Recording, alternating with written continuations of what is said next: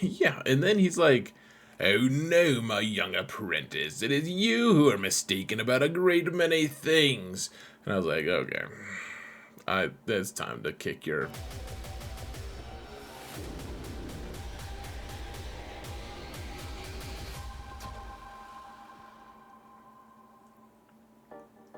Hello everyone, and welcome to another episode of Xaereth Prevails, a Grand Arena story. Man, it's been a long time since I've given that specific intro about the Grand Arena story, because I haven't done a GAC recap in a long time, a couple months at least, and so the current meta is pretty weird, and I'm excited to show you guys a few of the counters. This is a really epic, awesome, close match, and I don't want you to miss it, guys. It's not missable.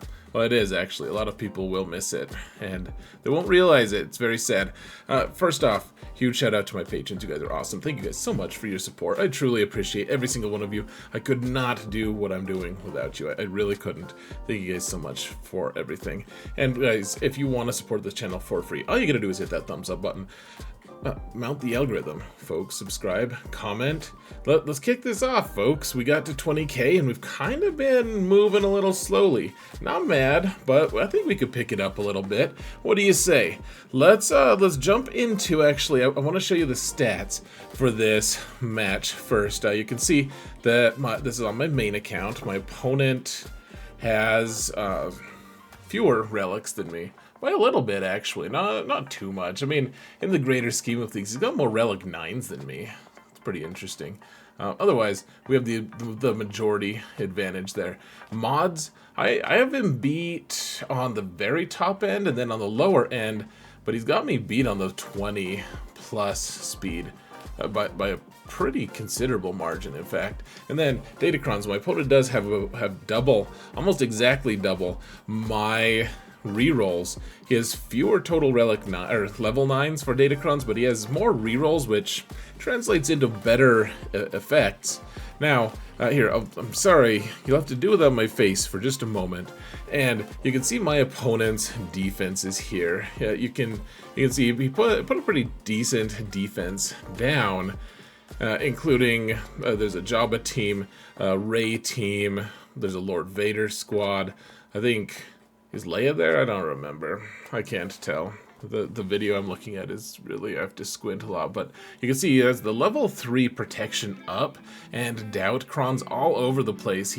All those rerolls really bore fruit, and they're very difficult to get those level 9 abilities, and you'll see in the fights how they kind of shape things. It's a little bit demoralizing, to be honest. Now, my defenses, I do place a few fewer Galactic Legends in 3v3 just because you need that tactical kind of flexibility to be able to use your GLs wherever you need them to, fill in so that you can actually clear.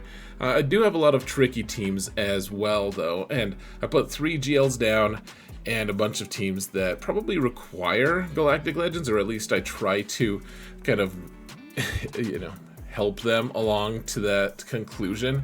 And yeah, so we have some decent stuff on defense. People have really been messed up by my defenses so far this season. My opponent did not have that hard of a time, unfortunately.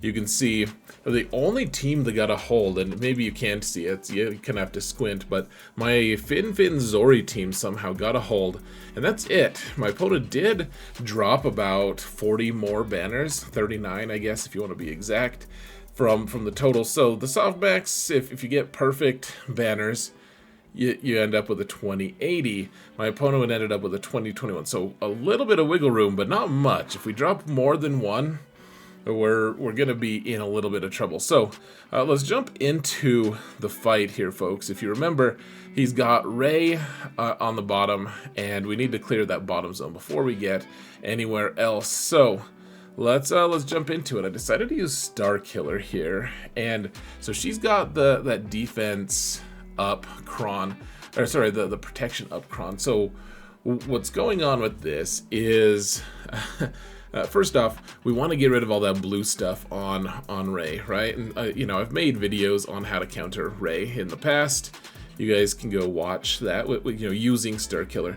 But the problem here is, okay, see, she's got that protection up on her, and so she gets herself into damage immunity, which is not ideal at all, because now she has the blue stuff. I call the effect that she has, the one with the little 3 over it. I think it's called Inspired.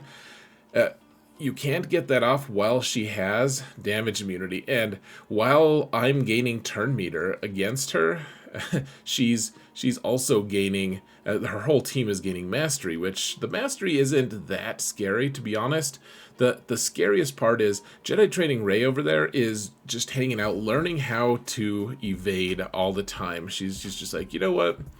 I don't really like to be hit. I think I'm going to decline that aspect of life. I'm just not going to take it anymore. And so, you know, at this point, me gaining turn meter while Rey has inspired has already made the situation extremely challenging. Now I'm trying to keep shock on Ben. I do have the doubt Cron. I've decided to use a doubt Cron here just because I wanted to see the impact. I don't think it really has much impact on this fight, to be honest, but the doubt Cron is there. It exists. So, oh hey, look at that, we got a follower during this fight. I don't even think I thanked him because I'm kind of a jerk. No, yeah, so now you see that Rey she's gained so much mastery that, and one of her abilities under mastery is evasion, and so the only things that can actually hit her are the Starkiller specials, and as much as good it'll do, Palpatine's little 5% force drain kind of, you know, life leech thing. That it, you know, doesn't do that much, but that's it. So, and Jedi Training Rey has all the stacks of protection up that she can apply. It's a total huge mess, folks. And meanwhile, we just have to keep killing Ben as we go along, because if we let him hit us, it's going to destroy us. He's a hardy fellow, and he will destroy us. And being a hardy fellow, I'm sure that he will laugh while he kills us. He'll be like, hardy har har. He'll laugh like that. It'll be embarrassing, to say the least. So, yeah, just take him out whenever we can. He pops up every time Palpatine. So if they killed Palpatine at some point, then Ben would stop coming back. But he comes back. It's like Palpatine summons him every time. Okay, so we got her into damage immunity. We're actually making a little bit of progress here, folks, which is fantastic. Pretty exciting, if you ask me. But I don't know if we can do it. We have 1 minute left. Throwing the entire tire at her, it's working somewhat, but you can see we're kind of recharging her health. And then Ben gets a turn and just kills Mara Jade, just straight up, which is just not fair at all. How dare he? It's just not okay by any stretch. Look at that. Rey has another instance of protection up, but let's throw the entire tire at her. Oh, we can't even kill her now. We have 22 seconds left, folks. Dear Lord. Okay, kill Ben. Do the AoE. Oh, thank goodness. Whew. Okay, so we got 64. Pretty good banners, in fact. 67 being the most that we can get from that particular fight. And we did have everyone's emotes. I got new emotes for the stream, and you guys, you can watch me on stream if you want on Twitch. You can find the link to it in the video description. It's free to watch on Twitch. It's a lot of fun, guys. Come hang out. I'm getting new emotes now lately, and it's a good time. Come celebrate my ridiculously close fights with emotes. I don't know. Let's oh, that's the wrong button. Alright, so, whew, okay, alright. We got there, I guess. Now it's time for more sketch counters. We gotta clear the rest of this bottom zone, and so we gotta kill Jabba here. And we do have the Cron that just disallows revives, which makes this fight a little bit easier. Though, they do have the Boushh Cron, which also makes this fight more challenging because she's able to apply more thermals, I believe. And you can see that they they put we had tenacity up. They didn't care about that and just started throwing thermals at Cat. And Cat, of course, is loaded with health, and so she's highly susceptible to this thermal detonator damage. And if that does happen sometimes, guys, if you're not careful, you can just die to thermal detonators. And so I popped my ult early here just to give her a little extra protection up so that she can weather those thermals a little bit better. And okay, so Boushh is in damage immunity now. Just throw some healing immunity on her so she doesn't heal before she gets out of it. And we just got to take her out, man. All right, so that was just Jabba. I skipped forward a little bit because you guys know how it works. You just try to get armor shred on Jabba. He tries to heal himself. He tries to time you out and buy time to get his Rancor. And everyone's all just very inconsiderate of each other. But we got a 56. Good enough, I suppose. Okay, just got to keep going. Don't want to drop anything. Okay, so here's the thing, folks. We wanted to use Aphra. I did use Aphra here on the SAW team, and it works. It works okay. The problem here is he has a lot of deflection, which, if you don't know what deflection is, it's dodge for special damage, and that's the kind of damage that the Aphra does. And so you can see that Chirrut and Baze both dodged that, and we didn't apply doubt. We needed doubt because, remember, with the Chirrut Cron, their healing over times are boosting their offense by a considerable margin. Those are the two that I didn't want to get healing over times. I mean, SAW getting them is also bad, but it's not. This is a terrible development, folks. I really needed to apply that doubt to at least one of those two, and we didn't get it. And so now you can see every time a heal over time is applied to him, and gosh, she missed again on both of them. That's so stupid, man. We hates them. And so every time they get a heal over time, Chirrut and Baze both increase their offense by 10%. So you can see Chirrut just one-shots 000 fake C3PO, which honestly, 000 kind of deserves it. He's kind of a dick, honestly, if we're just being very honest here. Now I'm trying to figure out, okay, should we call the summon our 000 droid, or what should we do? Because if otherwise, trying to get down on these guys sounds kind of nice, but the damage has kind of been done. They have a lot of heal over times, and so all it's really going to take is Chirrut to, yeah, you can see they just got wiped totally out. Yeah, Chirrut just has to pay attention to a character, and then they die. It's very sad. So to avoid tilt, I was like, okay, we can't fail anymore. Let's go to another fight. So I have my Traya squad. Of course, Savage is on defense with Darth Revan right now, and so I'm asking poor old Sith Empire trooper to stand in. He's brave sir. I don't know if he's a sir. Like, has he been knighted? He's a Sith Empire. He's just a trooper, man.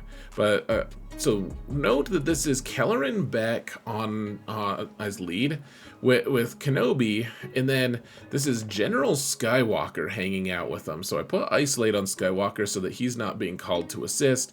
He's not gaining bonus turn meter. We don't want him to get buffs. We don't want anything for him because he is gonna mess us up if we're not careful. I mean, even if we are careful, we might not have any choice but to get messed up by such an incredible individual.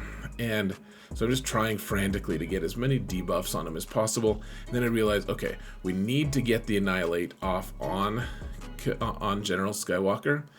And to do that, we need General Skywalker, or General Kenobi, not to be taunting. Apparently I threw my sabers at Kelleran Beq, and Kenobi didn't in fact taunt, which was probably lucky on my end.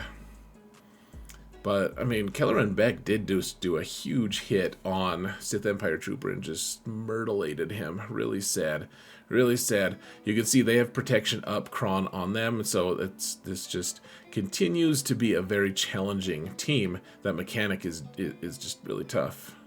But okay, if we skip forward just a little bit, because once we killed Kelleran Beq, Kenobi's not going to do much, you know? He's going to wave his saber at you.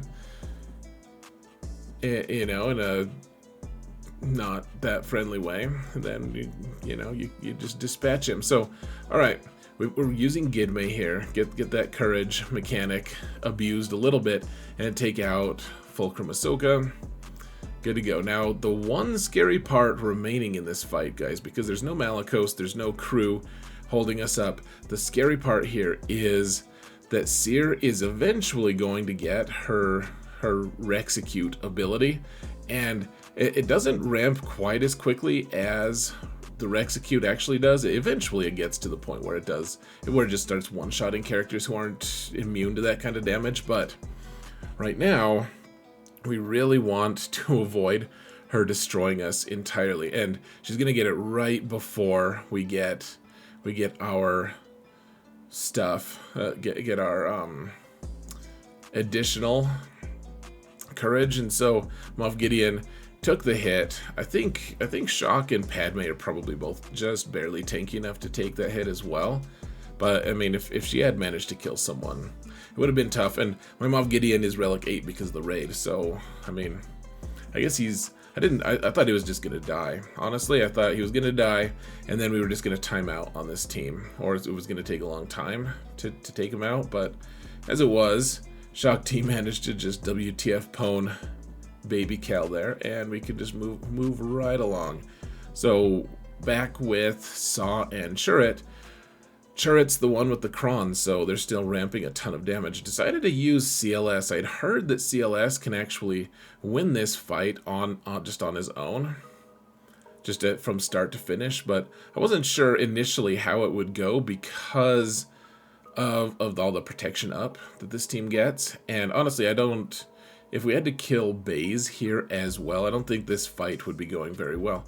As it stands, we just barely managed to take Chirrut out before he just started killing my entire team.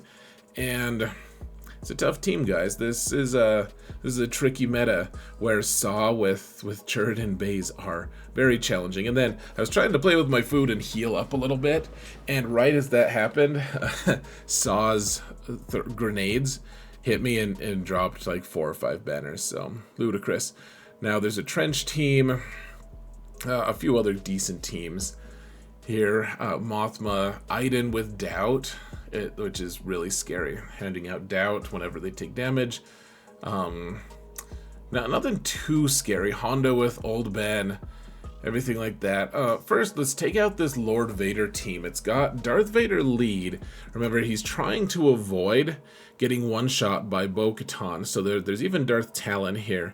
But Bo-Katan with her broken Cron, that kind of rhymes, Bo-Katan, broken Cron. She's just ridiculous, man. And we took out Darth Vader twice in a row immediately. Darth Talon, at some point, I was like, oh, we should just kill Darth Talon too, but I mean, we'd already done so much work on Lord Vader. I don't see why we should just ignore him. They do have the doubt Cron, they do have the extra damage for Empire and everything, but I mean, Bo-Katan was kind of made, even without the Cron, she's kind of made to kill Lord Vader. Gosh, she was doing so much awesome damage there. It froze for a second. The computer, I think, just wanted to revel in the massive damage that Bo-Katan was inflicting on the poor bastard. But okay, he did put a Sauna team down, and there's a Cron that he had, but for Rebel fighters. And I after thinking about it for a while, I just didn't think that they could withstand the might of Wampa. And you can see Wampa's on his home territory. I mean, what you're not gonna accomplish much against Wampa when he's hanging out in Hoth or on Hoth, even if it's like the docking bay, the Rebels docking bay. Like, this is his home, man. Like, this is him probably just cleaning up the base after it was all said and done, you know? Like, those 3 got stranded, and Wampa's like, you know what, you're not gonna leave here. All right, now here's something that I wasn't sure. I wanted to try a dash version of this, trying to use Beskar Mando to kill Tuskens. There's you know, they don't have super high relics, but what they do have is that Tusken Cron, which is really tough to beat. Really tough because, well, they have the Tusken Cron and they have the Tusken Raider Omicron, which gives them an extra Tusken to taunt. I did manage, however, to get 16 Whistling Birds, which meant I killed Tusken Raider and Tusken Chieftain. And then, look at Warrior. Her stacks are so crazy high right now. And there's that bug with this Tusken Raider here, where he taunts. He shouldn't. He can stick around for a little bit, but once you kill him, he's supposed to go away. But that's not really what happens. Look at that. Poor embarrassed Warrior. Couldn't even, with like 130 stacks of momentum, couldn't even finish off IG. But I mean, I'm not going to complain, obviously. So, okay, we go into poop stance once again, and just try to inflict as much damage as we can, so we can take out this loutish Tusken. Why are there Tuskens on the Tantive 4 anyways, guys? Just gotta clean them out. So, alright. We've got Sith Turtle Emperor here. And I was like, okay, we gotta kill this Inquisition squad. And here is my big folly, folks. I always forget this, but with Reva and Grand Inquisitor always takes a bonus turn, and his bonus turn has the priority over Wat. And so I wanted Wat to give him to give Sith Eternal that buff. And honestly, I don't think it would have mattered. In fact, even if Wat had been able to, you can see we're not marking, or we linked them one time. But, I mean, they have the Empire Cron that does extra damage, and I even loaded their turn meter. Gosh, what a fiasco that was. And at that point I was like, okay, I think we just lose this. I don't think, you know, my opponent dropped 60 points. He dropped 59 points. And at this point, I'd probably dropped somewhere close to that, including my 2 fails.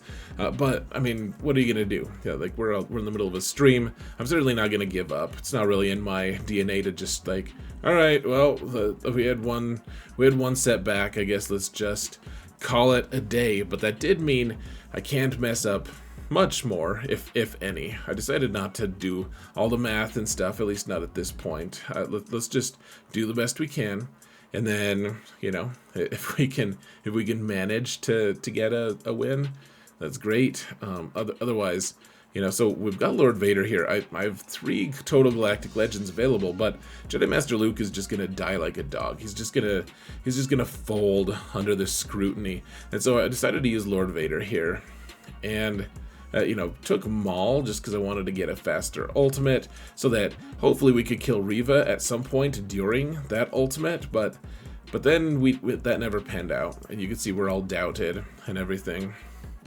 It's not a great look, not a great feel, to be honest, guys. It's not fun. But yeah, Inquisition are a huge pain right now, folks. Huge pain because of that doubt, and then you can see Maul has death mark on him. Dear Lord, can we just take her out? Okay, she's still alive.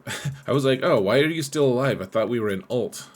And then we still had more attacks, so we finally took her out. Okay, so Supreme Leader Kylo, SLKR. Supreme Leader Kylo is his name. I wanted to save him for this Moff Gideon team. Now, the Moff Gideon team with, like, the double Moff team, I guess is what you could call it, is fairly scary. Apparently it does way more damage than any other version, and so it makes teams like Admiral Radis like not able to do enough stuff. So just opportunistically, guys, just keep Moff Gideon stunned as much as we can. I just kept people don't use First Order Officer that much, and I'm not really sure why. He's really helpful, just handing Kylo turns. Honestly, him and Hux are just hanging out there, just chilling. Watch how Moff Gideon at some point just heals himself all the way. It's miraculous, folks. Yeah, look at that. Oh, hey, I forgot that I was gonna be full health and protection again. Oh, so did I, apparently. Jerk face. So I don't know. At some point, I guess we can pop our ult if we really want to. But all right, we got through that team. remember, if we fail one more time, we're probably just... I mean, we're probably already screwed. The one thing that gave me hope is he didn't put a really tough fleet down. So, alright, let's get Jawas going here against Mon Mothma. Remember, we have the Jawa Cron, so we're giving him more thermals. And, I mean, I think this works anyways, but with the Cron, it just makes it so stupidly, hilariously easy. And we get full banners, which is something we really need to start be working on. Now, this is a fight that I think I'm going to pause for 1 second here, folks, because it's like the perfect match. I have the Jin Omicron that gives us protection up, so we're going to stay alive a little bit longer.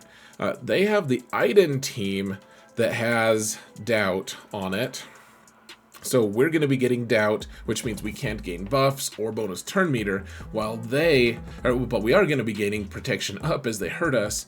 They, on the other hand, are going to be gaining days every time they gain bonus turn meter, because that's what Radis does. And one thing that you want to keep in mind, folks, is the Spark of Rebellion buff.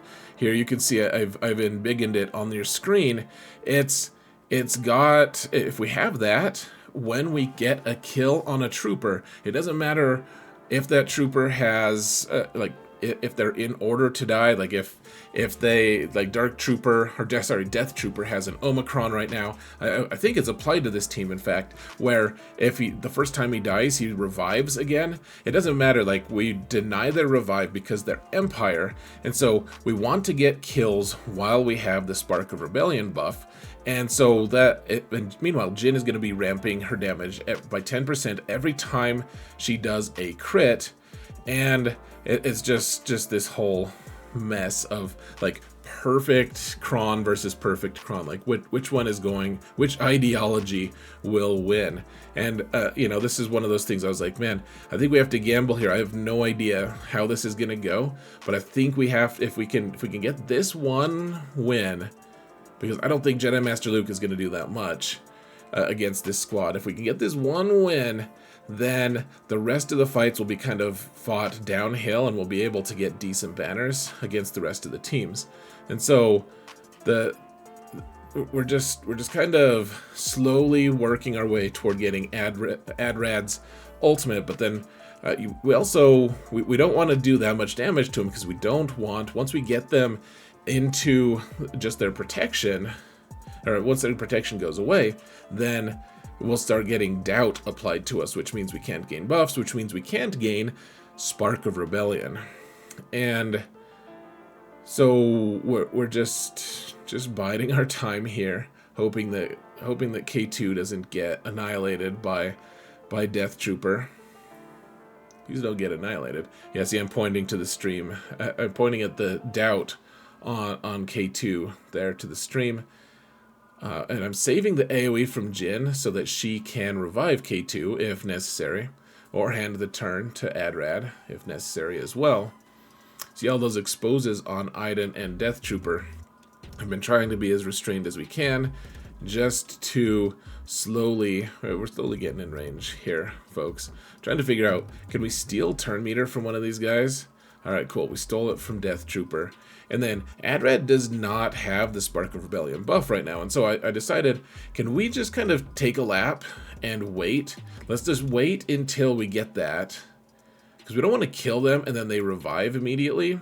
That's the last thing we want. And Death Trooper will revive because he has the Cron, and then he won't have all the debuffs that the debuff does, the ultimate does. And then Jin was able to do the AoE and just take him out. Now Jin has been ramping up quite a bit, and you'll start seeing more evidence of how much damage she's been doing, or she can do here as we continue to progress. See, she just took out Shore Trooper as well, and you know, we've got a doubtful AdRad. We're just gonna bide our time once again here, folks. Just wait. Just be a little bit patient if we can. And Jin didn't quite take her out, but gosh, I just wanted AdRad to get Spark of Rebellion, man, because Iden will revive herself right now because she has the whatever the buff is. I forget what it's called. The little green thing above her head. So, okay, now he's got Spark of Rebellion. Now he can pop his ult, but then Jin just kills him for 56 banners. Not too bad. Pretty tense fight, took a long time, pretty tactical, just trying to make sure we don't get too much doubt so we don't get too debuffed, etc. Now they've got a trench team, no Watt on the squad though, so I decided to, I thought about this one for a while. My dash team is pretty quick, so we want to lock up trench, but then we can't kill trench right away or Hondo's going to go away. And so decided to, take out Dooku as quickly as we could because he was dazed. He's not going to hit us back. And then we have the Cron that lets Hondo take, or lets scoundrels, if they do a basic on their own turn, they immediately gain 100% turn meter, which means that, well, now we have doubt all over us, which is a whole mess, obviously, but because we can kind of cycle through our turns right at the very start, we were able to take out Dooku and then, kind of just control the situation. At 55, with all that doubt running around, not too bad. Remember, doubt lets you heal, but it won't let you regenerate your protection. That's the big thing. So, all right, Jedi Master Luke here. We got to kill Hondo right away, and so that I have a really fast. Revan, so I took Revan, and initially I was just going to take Revan with a couple Jedi, and I decided against that because Jedi Master Luke could actually make us even faster, and that's really what we wanted, was to have as many fast characters as we could, and then have Revan mark Hondo and take him out before Hondo could actually do something. So 57, not too bad. Old Ben, once again, a kind of impotent tank if he doesn't get his groove on. And then, finally, we have this weird... so IPD has an Empire Datacron, and he can be revived, but there's no one here who can revive him. Other than, I guess, VIP always gets to revive him, so that's interesting. Otherwise... we're just using our leftover Jedi. We could have used... there's a few other teams we might have been able to use here, but I thought this might be our best chance of getting good banners, because with Luke lead, we're going to be able to cycle through those, the Luke buffs, or whatever it's called, the Luke special ability, every 10 turns that my Jedi take. Okay, so IPD explodes... and so there's no more VIP. Look at how close Cal Kestis is to death. And at first I was kind of panicked. I was like, oh no, K2's going to shoot him or hit him back. But Mace had his taunt up and we were good to go. So at the end of the day, we still dropped 3 banners. Now, we cleared all of the squads. And what we discovered was, I did do the math at this point, and I needed to average a 75 on fleets to tie. Now, soft max in fleets is a 73, so that means I have to get 2 banners back on each fleet fight in order to potentially win this. And the thing is, he doesn't have any crazy strong fleets.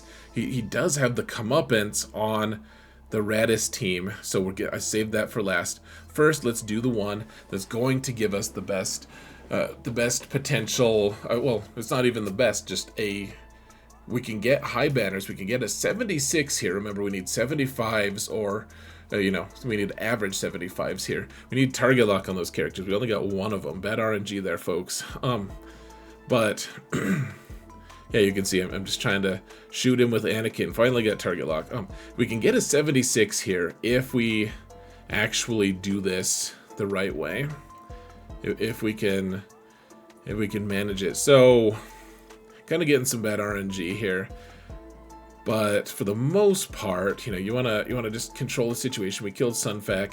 We were able to take out, or at least mostly kill this Hyena bomber. Plo was able to finish off the Hyena, and then good, we got 76. Whew, man, close. Okay, so 76, we got 1 over, and now we can use Profundity against Negotiator with Marauder, and we don't need reinforcements here, folks.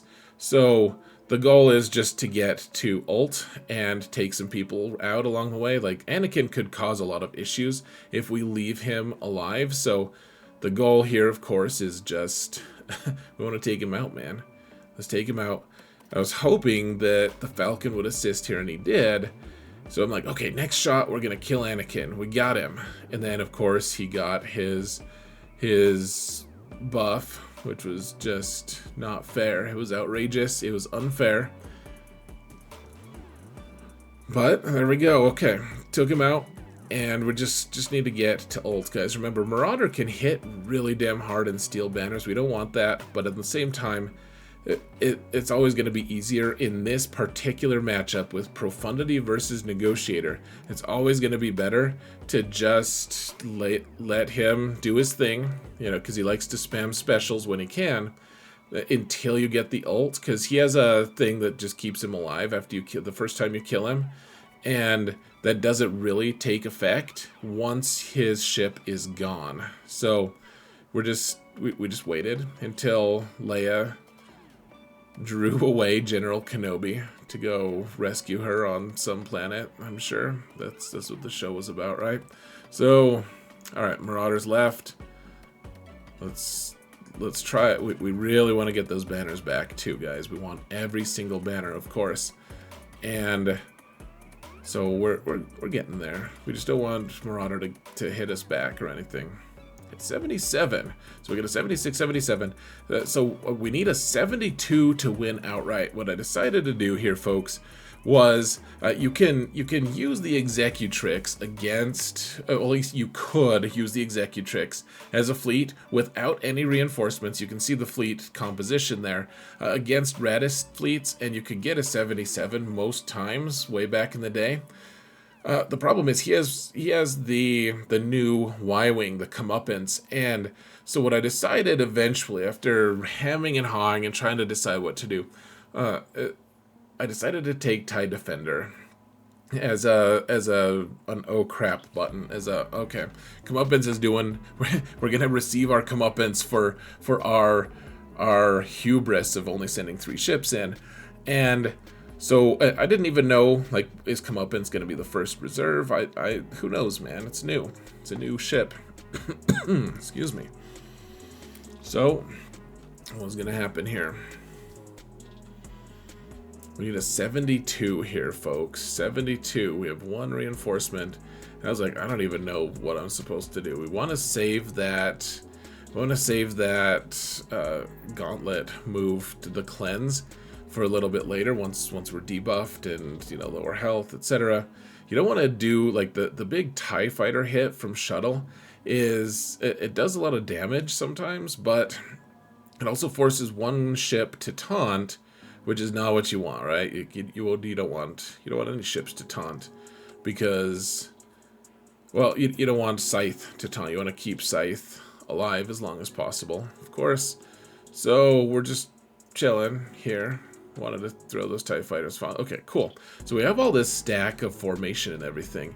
Like, who can we take out here? I wanted Scythe. He's getting too much attention. Scythe looks like he's stealthed all the time, but he never is. Never is stealthed.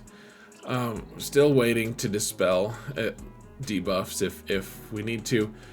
Emperor Shuttle's almost gone here, and Comeuppance is here. Oh dear lord. Okay, so what do we want to do? I guess let's do the big AoE. Of course it forced Scythe to taunt. And okay, let's get the cleanse here. And we do have a slot because Emperor Shuttle is just toast now. Get TIE Defender in. And then I decided, okay, let's just stun Poe because he's about to take a turn. And then, can we just take out the Millennium Falcon? All right, we got all their buffs dispelled at least, so we got the stacks of formation. And honestly, okay, so Poe is gone. And then, what can we do against the Comeuppance? Apparently, the TIE Defender can just delete it, which is pretty fantastic if you ask me. Now, we need to get as many banners as we can. How many have we dropped? We've already dropped 3 from the shuttle, and then whoever's taken damage is also dropping banners. So, at what point are we going to be able to... can we ever escape from his evasion? Okay, guys, so how many banners do you think I got here? We got the win on the fight. How many banners? 72 wins it. 71 would tie it, and I think I would win that, but that would be a tie. Whew.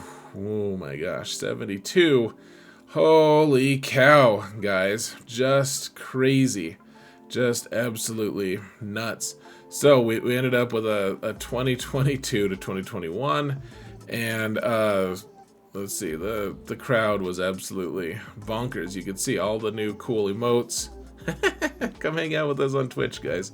But one way or another, it was one thing I do want to say here, folks, is okay. So we got the win.